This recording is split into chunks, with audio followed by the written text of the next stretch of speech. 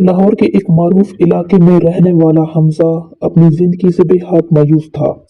نماز کبھی کبھار، روزہ مشکل سے ایک آدھ، اور رمضان بس سحری اور افطاری کے کھانوں کا نام۔ وہ کہتا تھا اللہ کو میری کیا ضرورت ہے، میں کیسا مسلمان ہوں۔ رمضان کا پہلا عشرہ شروع ہو چکا تھا، گلیوں میں روحانیت تھی، مساجد میں رونق، لیکن حمزہ کے دل میں ویرانی۔ ایک دن افطاری سے تھوڑی دیر پہلے وہ مارکیٹ سے واپس آ رہا تھا۔ شدید گرمی، پیاس اور چڑچڑاپن۔ راستے میں اس نے ایک بوڑھے فقیر کو دیکھا جو سڑک کے کنارے بیٹھا تھا۔ اس کے سامنے خالی برتن رکھا تھا۔ فقیر نے کمزور آواز میں کہا، بیٹا پانی مل جائے گا؟ حمزہ نے نظر انداز کیا، مگر چند قدم چل کر وہ رک گیا۔ پتہ نہیں کیوں اس کے دل میں عجیب سا احساس پیدا ہوا۔ وہ واپس پلٹا، قریب کی دکان سے پانی کی بوتل اور سموسے لے کر آیا۔ اس نے پانی کی بوتل اور سموسے فقیر کے ہاتھ میں دے دیے۔ فقیر نے آسمان کی طرف دیکھ کر کہا، یا اللہ، جس نے آج مجھے افطار کرایا تو اس کے دل کو زندہ کر دے۔ یہ جملہ سیدھا حمزہ کے دل میں اتر گیا۔ اسی رات حمزہ کو عجیب خواب آیا۔ وہ ایک اندھیری وادی میں کھڑا تھا۔ دور کہیں روشنی تھی مگر وہ اس تک پہنچ نہیں پا رہا تھا۔ اچانک وہی فقیر نظر آیا، مگر اب اس کے چہرے پر نور تھا۔ اس نے کہا، دل زندہ ہو جائے تو راستہ خود ہی بن جاتا ہے۔ حمزہ بڑبڑا کر اٹھا۔ فجر کا وقت تھا۔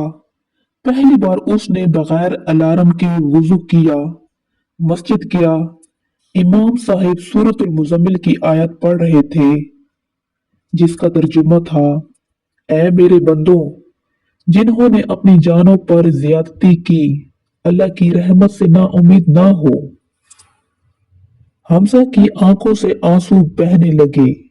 اگلے دن وہ اسی جگہ فقیر کو تلاش کرنے گیا، مگر وہاں کوئی نہیں تھا۔ اس نے قریب کی دکان والے سے پوچھا تو اس نے کہا، وہ بزرگ، وہ تو 3 دن پہلے انتقال کر گئے۔ حمزہ کے پاؤں تلے زمین نکل گئی۔ حمزہ نے کہا، لیکن میں نے تو کل انہیں افطار کرایا تھا۔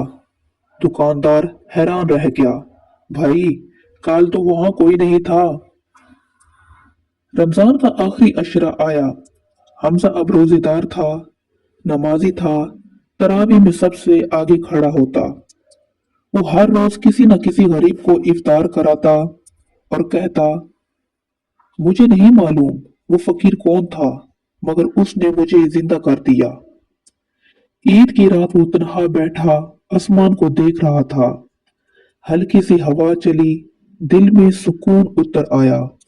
اس نے آہستہ سے کہا، یا اللہ، اگر وہ تیرا بندہ تھا تو اسے جنت الفردوس میں جگہ عطا فرما، اور اگر وہ تیرا بھیجا ہوا امتحان تھا تو میں تیرا شکر گزار ہوں۔